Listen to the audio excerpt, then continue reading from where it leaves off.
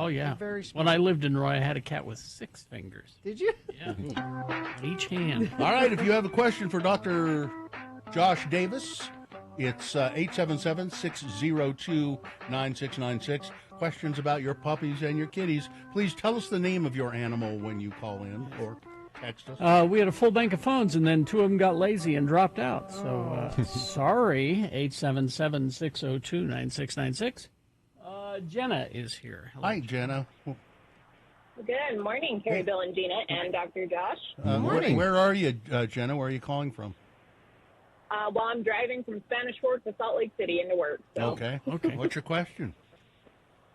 So my dog, Callie, she's a year and a half old. She's a Border Collie Heeler Kelpie mix, so the ultimate farm dog. She is ultra itchy on her skin, kind of going with the other one with the golden retrievers with the ears, but all over. So she will get up in the middle of the night especially, and I'm surprised that we don't wake up with open wounds in the morning because she's scratching that hard. We've changed food. We've done where we're not giving her baths on a regular basis because I don't know if that would dry out her skin anymore. And then if we do give her a bath, it's non-shampoo and it's medicated. And then did I say we changed her to grain-free food? We're trying a little bit of the raw diet as well just to try and get some different nutrients in. But the vets are kind of baffled by this little one. Yeah, I mean, just based on your description, it definitely sounds like probably falling into that allergic dermatitis category, which there can be lots of triggers for that in the environment. And so I think probably doing some good things, good starter things for that. And also, often if the dog is that itchy, you want to make sure we rule out any parasites. So often a dose of parasite control isn't a bad thing to do. And then being on the right medicated shampoo, and then I recommend a leave-in medicated kind of a mousse that you can rub into the really trouble areas. But it sounds like you probably should be on something to control the actual allergy or itch. And 2 of the favorites that dermatologists and just regular vets like me use would be Apoquel or Cytopoint. Those are 2 I've used very good Apoquel options. with Yeah. Riley. Because if you don't get the itch under control, eventually you'll start to damage the skin, and then you get into this cycle where they're always itchy and they're actually harming themselves, and then you're treating bacterial infections and all that stuff. So, and then just one other plug is there is links to grain-free diets and heart disease. So we do always recommend you avoid grain-free diets because they can cause harm to some dogs. Okay.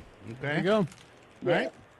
Yep. All right. All right. Well, thank you so much. Thank Thank you. you. All right, let's go to Jamie. Hello, Jamie. Good morning. How are you all? Hi. Good. Where are you calling from, Jamie? I am on my way to work in American Fork. All right. Awesome. What's your dog's name and what's going on? Yes, I have a 9-month-old French bulldog. His name is Jagger.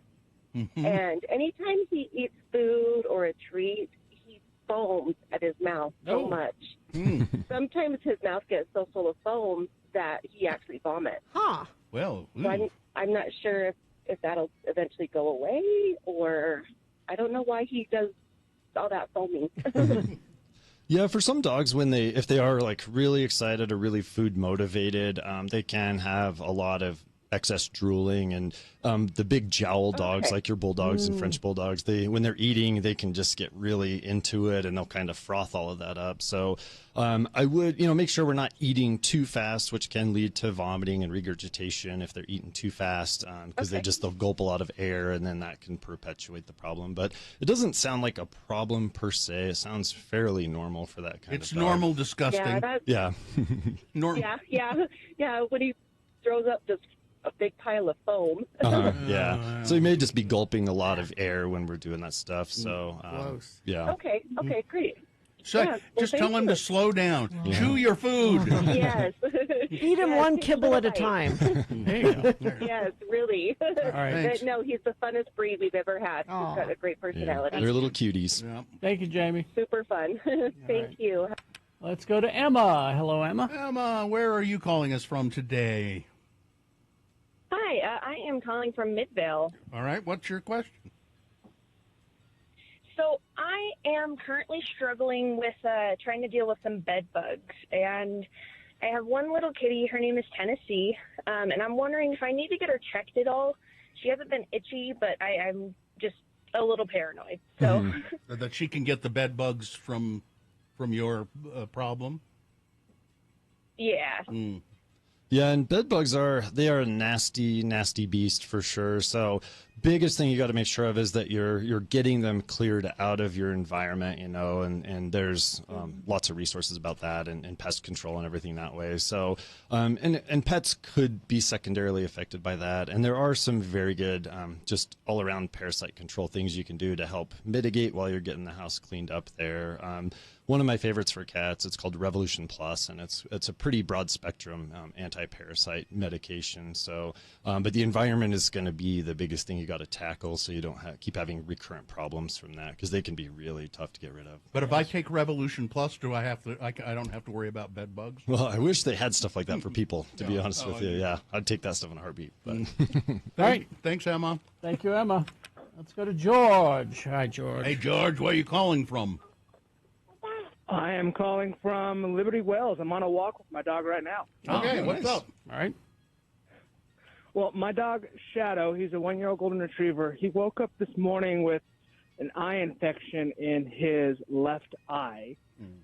We have a vet appointment today to take him to, but I'm wondering if there's any, over-the-counter things that I can pick up at the store to get him to start treating that. Yeah, the only safe thing you could probably do, and I would still get checked out, because it can look like an eye infection, but you can also have a scratch on the cornea, which is really painful and won't get better without help usually.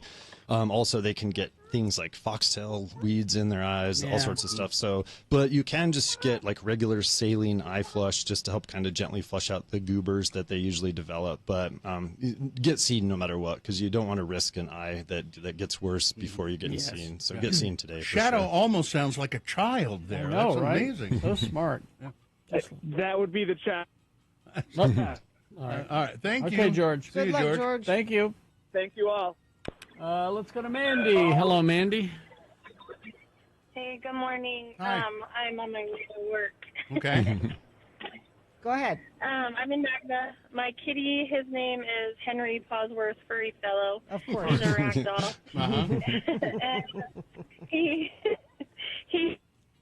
has reoccurring since December, ear infections and dirty ears, which I clean out, but then it seems to turn into ear infections, and we think it's allergies. We have him on an allergy pill, and we do put drops in his ear. They're steroid drops, but when we go too long without the steroid drops, then we have to do them again. So it's kind of just been a vicious cycle for the past few months. Everyone's dealing with the same problem. Yeah, this time of year, it's always skin stuff, yeah. And cats are a lot less common to get ear issues. So one of the things, you want to make sure you're doing, good cleaning, keeping the debris out of there as much as possible. And then if there are the underlying allergies, so you're definitely dealing with that. Sometimes even making diet changes can be helpful there. But cats can also get a thing, they're called polyps, and they can get them kind of in the back of their throat, sometimes in the tube that leads to the ear, which can make it difficult to get rid of those things. And unfortunately, the only way to do that is usually advanced imaging, either scopes or sometimes even CT scans, to make sure there's not polyps causing the problem. And then just treating whatever infection that your vet is detecting in there. So they can be a little bit tricky in cats, and you have to be careful because it's easy to injure their eardrums and cause problems for them too. So, All right. Yeah. We have him on a grain-free diet, but yeah, so anything else besides the imaging? Yeah, and we mentioned on a previous call, there is some risk with grain-free diets and heart disease. So I would, they're not truly hypoallergenic anyway. So I would urge you to you probably even get on an actual prescription limited ingredient or allergy diet, because then you'll know what you're dealing with. And the grain-free, like I said, it's risky. So I would avoid that if you can. Okay. What is it, a fad or something to do that? Yeah, anything that is a fad in people becomes a fad in animals, because you can make money on it, But My cat's gluten intolerant. Don't tell me he's most not. pets are not gluten or wheat intolerant. Usually, it's a meat protein for them. So there's a lot of misconception about that. All right. Thank you, Mandy. Thank you so much. All right. Thank you very much.